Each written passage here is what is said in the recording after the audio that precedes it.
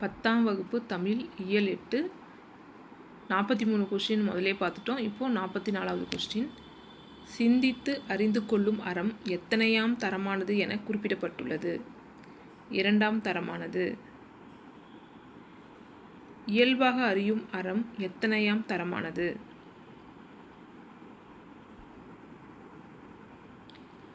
முதல் தரமானது.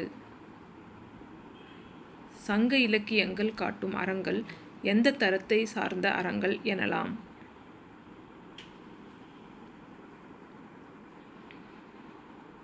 இயல்பான முதல் தரமான அறங்கள். கிபி 6ஆம் நூற்றாண்டின் தொடக்கத்தில் காஞ்சி மாநகரத்து சிற்றரசர் ஒருவர் எத்தத்துவத்தை போதிப்பதற்காக சீனாவுக்கு சென்றார்.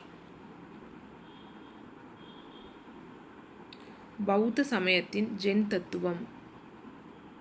சீனாவுக்கு சென்று பௌத்த சமய தத்துவத்தின் ஒரு பிரிவை போதித்த காஞ்சி மாநகரத்து சிற்றரசர் யார்? போதிதர்மர். போதிதர்மரால் போதிக்கப்பட்டு சீனாவிலிருந்து பின்னர் ஜப்பான் முதலிய நாடுகளுக்கும் பரவி செழித்து விளங்கிய தத்துவம் எது?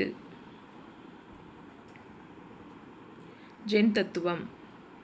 யாருக்கு சீனர்கள் தற்காலத்திலும் கோவில் கட்டி சிலை வைத்து இன்றளவும் வணங்கி வருகிறார்கள்? போதிதர்மர். ஞானம் என்னும் கவிதையின் ஆசிரியர் யார்? தி. சோ. வேணுகோபாலன். தி. சோ. வேணுகோபாலன் எங்கு பிறந்தார்?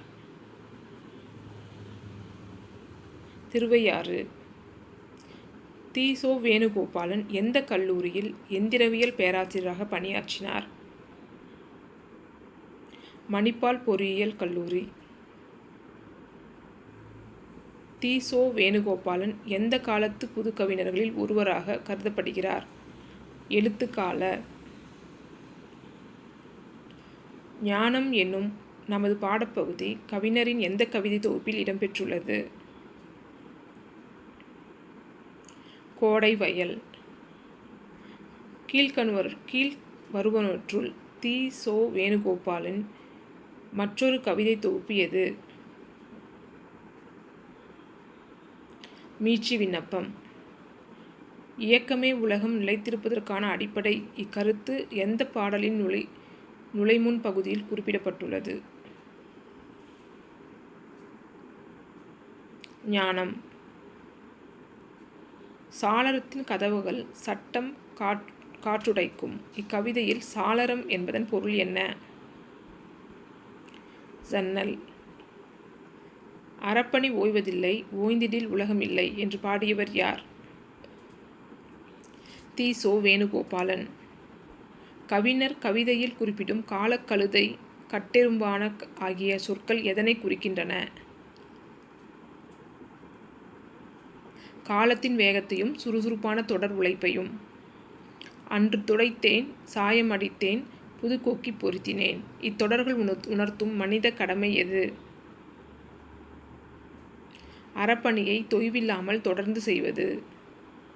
வாளி தண்ணீர் சாயக்குவளை கந்தை துணி கட்டை தூரிகை இவை யாவும் கவிதையில் எதற்காக பயன்படுத்தப்படும் பொருள்களாக கூறப்படுகின்றன?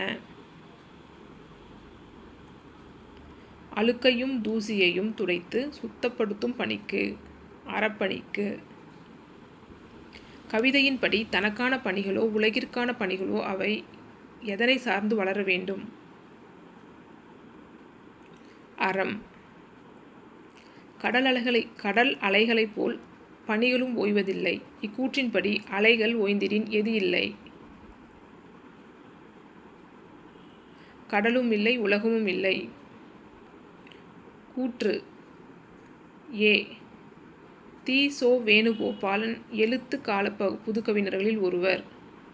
காரணம் இவர் மீட்சி விண்ணப்பம் என்ற கவிதை தொகுப்பை எழுதியுள்ளார்.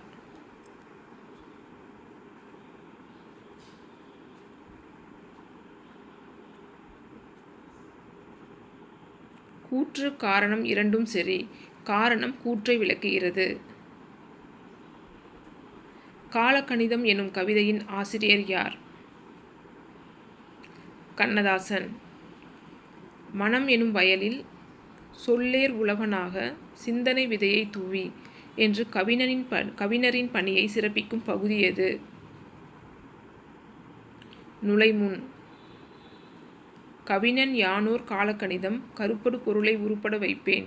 இப்பாடல் வரிகளில் கருப்படு பொருள் என்பது எதை குறிக்கிறது? மனதில் தோன்றும் கவிதை கரு. ஆக்கல் அழித்தல் அழித்தல் இம்மூன்றும் அவனும் யானுமே அறிந்தவை. அறிக. இத்தொடரில் அவன் என குறிப்பிடப்படுபவன் யார்?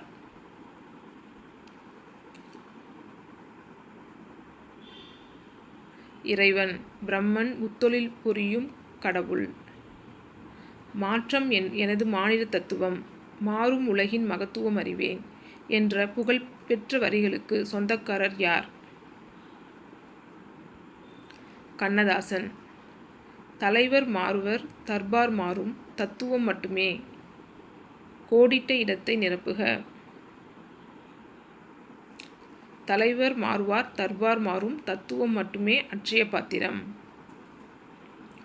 கண்ணதாசன் கவிதைகளில் கம்பன், பாரதி ஆகியோருக்கு பின் யாரை தாசன் என்று குறிப்பிட்டு தான் சொல்லாத சிலவற்றை சொல்ல முனைய போவதாக கூறுகிறார்?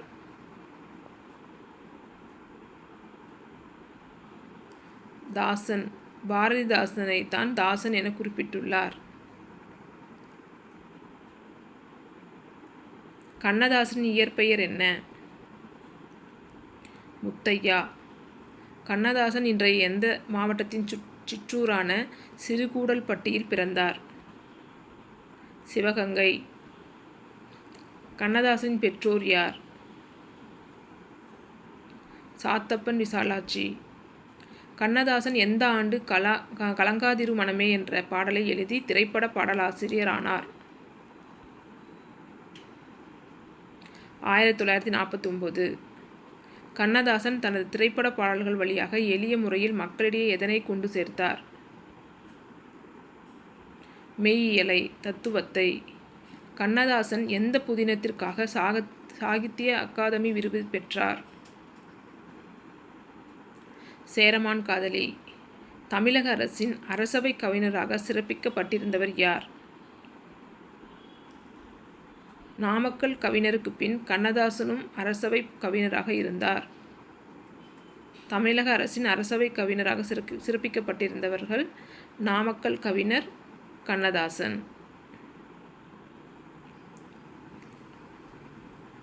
நதியின் பிழை என்று நரம்பின லின்மை அன்றே என்று தொடங்கும் கற்றவை கற்றபின் பகுதியில் உள்ள கம்பராமாயண பாடலடி யாருடைய கூற்றாக இடம்பெற்றுள்ளது? கம்பர். பொன்னினும் விலைமிகு பொருளென் செல்வம். இத்தொடரில் கவிஞர் செல்வம் என்று எதனை குறிப்பிடுகிறார்? தன் கவிதைகளை, தத்துவங்களை. செல்வர் தங்கையில் சிறைப்பட மாட்டேன், பதவி வாளுக்கும் பயப்பட மாட்டேன். இத்தொடர் உணர்த்தும் கவிஞரின் குணம் என்ன?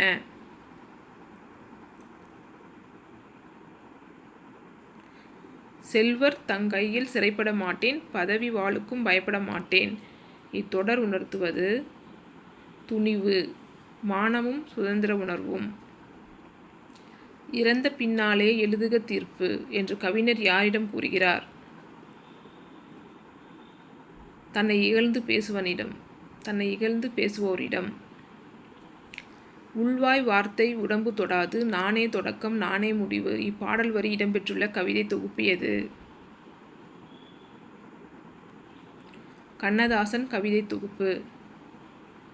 நான் உரைப்பது தான் நாட்டின் சட்டம் என்று தட்டாமல் உரைக்கும் கவிஞரின் கூற்று எதனை வெளிப்படுத்துகிறது? காலத்தை கணித்து வெல்லும் கவிஞனின் ஆளுமை திறனை.